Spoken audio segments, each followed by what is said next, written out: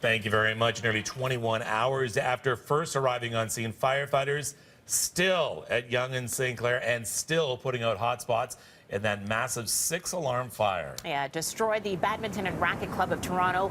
Although there is some good news for commuters, there's a live shot there of the scene. Streetcars along St. Clair are up and running now, and subways will be stopping at St. Clair Station once again.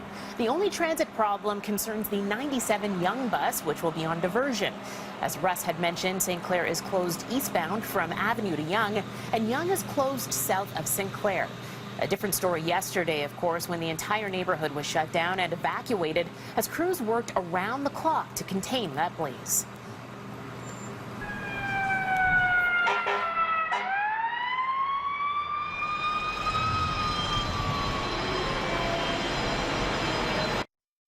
And it's still going on. It might be, I couldn't see the flames because the smoke was too dense. It's a loss beyond words for me. It's like a second home for me. I'm devastated. The little guy got trapped in there, but someone just saved him, so I'm very happy with that. He's saved? Yeah. Thick black smoke billowed as 120 firefighters tackled the stubborn blaze from nearby rooftops and balconies.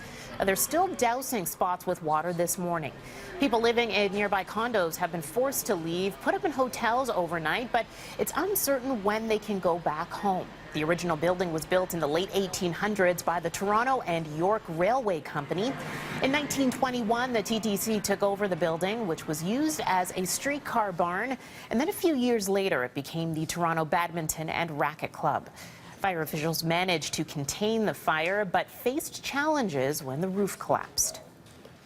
We've made good progress. We have it under control. We've got it contained to predominantly the southeast quadrant of the building. We're having some difficulties there. That's where the roof collapsed earlier in the fire, and so we've got a lot of hot spots underneath it, and it's hard to get at. What about neighboring buildings? How are they doing? Well, and that'll be another focus for us. Obviously, we've got hydro out in a large this corner here, along with gas. So we're going to be focused on getting all that back up and running. Any idea when they might get back to normal, these buildings? We're working on that right now. Commuters are just starting to arrive at St. Clair Station as the subways begin to run for the morning commute. Well, another high-profile meeting for Donald Trump today, set to sit down with Israeli Prime Minister Benjamin Netanyahu. This amid new damning reports about talks between Russia and Trump's campaign before the inauguration. U.S. intelligence, law enforcement, and administration officials telling outlets like CNN and the New York Times Trump's advisors were in constant communication with Russian intelligence. American investigators intercepted the talks as they were uncovering evidence that Russia was trying to disrupt the election by hacking the Democratic National Committee. Among those who were reportedly involved in the communications, Trump's now former national security advisor, Michael Flynn. There are calls for an independent investigation into Flynn and his pre-inauguration contact with Russia. A flub from the sometimes tongue-tied White House press secretary. We just talked about it, of course, during his latest briefing. Sean Spicer stumbling on our prime minister's name. It appeared to some that he called Justin Trudeau Joe. No. Yesterday, the president had an incredibly productive set of meetings and discussions with Prime Minister Trudeau of Canada, focusing on our shared commitment to close cooperation and addressing both the challenges facing our two countries and the problems throughout the world.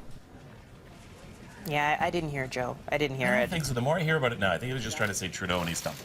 Right. It came a day after Trudeau's visit with Trump in Washington. Earlier this month, Spicer was mocked in Australia for mispronouncing that country's leader's name, calling Prime Minister Malcolm Turnbull Malcolm Trumbull. So there's a history. Feud alert, bad blood boiling between Justin Bieber and The Weeknd. With Selena Gomez at the center. We knew that was going to happen, right? We knew that was coming. The Weeknd making the latest apparent jab with the release of a new song overnight. Because of foul language, we can only play a few seconds of it. I think your girl fell in love with me. Oh. So we know The Weeknd is dating Gomez, Bieber's ex. The Weeknd's new song, called Some Way, seems to make a few references to his beef with the Biebs, including a lyric about the haters saying, "This is whack." Bieber once described the Weeknd's music as whack. The Starboy singer probably clapping back after Bieber mocked him on a live stream video just days ago, saying Starboy is his favorite song, and then he burst out laughing. Aww. Oh, come on, guys. Get it together. We're Canadian. All right, I'm going to leave you with this graphic just sent to me by Jorg YVR, who's one of our regulars. There you go. I don't always agree with Kevin Frankish, but when I do, I enjoy BT on City TV even more. Love you, Jorg. We'll be back on BT. Stay with us.